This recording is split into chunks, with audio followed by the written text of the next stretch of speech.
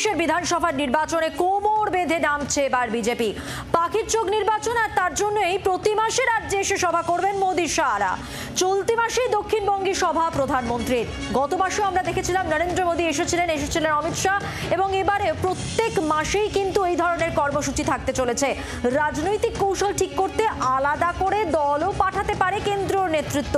সব মিলিয়ে পাখির চোখ ২৬-এর বিধানসভা নির্বাচন, তার আগেই তাই কোমর বেঁধে নেমে পড়েছে বিজেপি। ইতিমধ্যেই বিজেপির যে কর্মসূচি শুরু হয়ে গেছে, তার কারণ আমরা দেখেছি যে গত মাসেই প্রধানমন্ত্রী এসেছিলেন, পাশাপাশি অমিত শাহ তিনিও এসেছিলেন, সভা করেছিলেন এবং নির্বাচন নিয়ে তাদের যা বার্তা তা দিয়েছিলেন। আর এবার শোনা যাচ্ছে প্রত্যেক মাসেই রাজ্যে এসে সভা করবেন নরেন্দ্র মোদী, অমিত শাহ।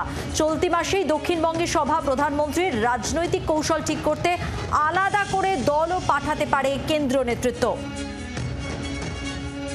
সরাসরি কথা বলবো, আমার সঙ্গে রয়েছেন আমাদের প্রতিনিধি রাজীব চক্রবর্তী। রাজীব, কেন্দ্রীয় নেতৃত্ব দলও পাঠাতে পারে, নরেন্দ্র মোদী, অমিত শাহ প্রত্যেক মাসে আসবেন বঙ্গে, সব মিলিয়ে কি খবর?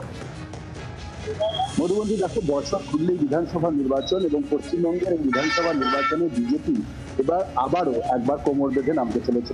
আমরা দেখেছি সদ্য প্রধানমন্ত্রী নরেন্দ্র মোদী তিনি পশ্চিমবঙ্গের দুজন রাজনৈতিক সভা করেছেন এবং তার পরবর্তীতেই আমরা দেখলাম কেন্দ্রীয় স্বরাষ্ট্রমন্ত্রী অমিত শাহ বঙ্গ সফরে গেলেন এবং কড়া বার্তা দিলেন, প্রতিপক্ষ অর্থাৎ শাসক দল তৃণমূল কংগ্রেসকে সমালোচনা করলেন। এটা সূত্র মারফত এখন জানা যাচ্ছে যে আবারও প্রধানমন্ত্রী নরেন্দ্র মোদী এবং কেন্দ্রীয় স্বরাষ্ট্রমন্ত্রী অমিত শাহ তারা রাজ্যে যাবেন এবং শুধু একবার নয়, বিধানসভা নির্বাচন পর্যন্ত প্রত্যেক মাসে নিয়ম করে প্রধানমন্ত্রী নরেন্দ্র মোদী তিনি রাজ্যে যাবেন।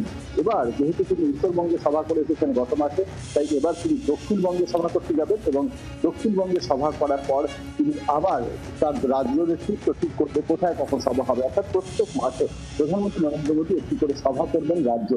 আর এর লক্ষ্য কিন্তু রাজ্য দখল করা, রাজ্যে রাজনৈতিক পালাবদল করা, রাজ্যে বিজেপিকে ক্ষমতায় আনা মূলত এটির লক্ষ্য এবং এই লক্ষ্যে তারা কাজ করবেন। যেটা জানা যাচ্ছে যে কেন্দ্রীয় নেতৃত্ব তারা রাজ্য নেতৃত্বের উপর ভরসা রাখলে তারা কয়েকটি দল পাঠাতে পারে রাজ্যে এবং সেক্ষেত্রে। ধন্যবাদ রাজীব। কথা বললাম, সরাসরি ছিলেন আমাদের প্রতিনিধি রাজীব চক্রবর্তী। আর আমরা টেলিফোনে পেয়ে গেছি দেবাংশু ভট্টাচার্যকে। দেবাংশু, ২৬-এর বিধানসভা নির্বাচন পাখির চোখ, তাই একেবারে কোমর বেঁধে নেমে পড়েছে বিজেপি। আপনারা কি করতে চলেছেন? বিজেপির কোমর বাঁধা মানে তো ২০০ বলে ৭৭-এ হোঁচট খাওয়া। বিজেপির কোমর বাঁধা মানে তো ৩৫ বলে ১২-তে আটকে যাওয়া। তো বিজেপি যত কোমর বাঁধে, ওই কোমর বাঁধেই শুধু, কোমর বাঁধার পর আর কিছু করে না। কারণ হচ্ছে ওদের আর কিছু করার ক্ষমতা নেই। রাজনৈতিক ভাবে বাংলার মানুষ ওদের রিজেক্ট করেছে। আর এটা খুব স্বাভাবিক ঘটনা যে বাংলায় নির্বাচন আসছে, নরেন্দ্র মোদী অমিত শাহ ডেলি প্যাসেঞ্জারই শুরু হবে। বাংলার মানুষ ওই ডেলি প্যাসেঞ্জারই গত ৬-৭ বছর ধরে দেখে ক্লান্ত। ২০১৯-এর লোকসভায় দেখেছে, ২১-এ দেখেছে, ২৪-এ দেখেছে, এবারও দেখছে। আর আপনারা একটা কথা বলুন, একটু ভেবেও দেখুন, বাংলার মানুষের কাছেও বলবো, আপনাদের কাছে অনুরোধ করব যে নরেন্দ্র মোদী বা অমিত শাহ এইবার যে এসে যে কথাগুলো বলছেন, সেই কথাগুলোর সাথে ২১-এর আগে বলা কথা কিংবা ২৪-এর আগে বলা কথায় কি কোনো পার্থক্য আছে? একটা ওয়ার্ডের ডিফারেন্স আছে, একটা দাড়ি কমার ডিফারেন্স আছে, কিচ্ছু নেই, খুবও এক। কিন্তু এই কথাগুলো বলেই তো তারা রিজেক্টেড। তৃণমূল বাংলার মানুষকে গিয়ে বলতে পারবে যে আমরা ২১-এর আগে বলেছিলাম লক্ষ্মীর ভান্ডার দেবো, আমাদের জিতিয়ে আনুন। আপনারা আমাদের জিতিয়ে এনেছিলেন, তারপরে আমরা লক্ষ্মীর ভান্ডার ইমপ্লিমেন্ট করেছি। কিন্তু মোদী অমিত শাহ বাংলার জন্য কি দিয়েছে? ১২টা এমপি বাংলা থেকে থাকা সত্ত্বেও কটা পূর্ণমন্ত্রী বাংলা পেয়েছে? বাংলা কটা রেলের কারখানা পেয়েছে? বাংলা কটা রেলের হাসপাতাল পেয়েছে?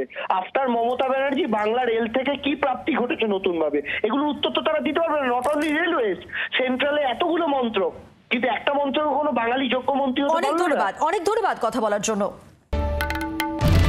বাংলার আওয়াজ, বাঙালির আবেগ, জি ২৪ ঘন্টা।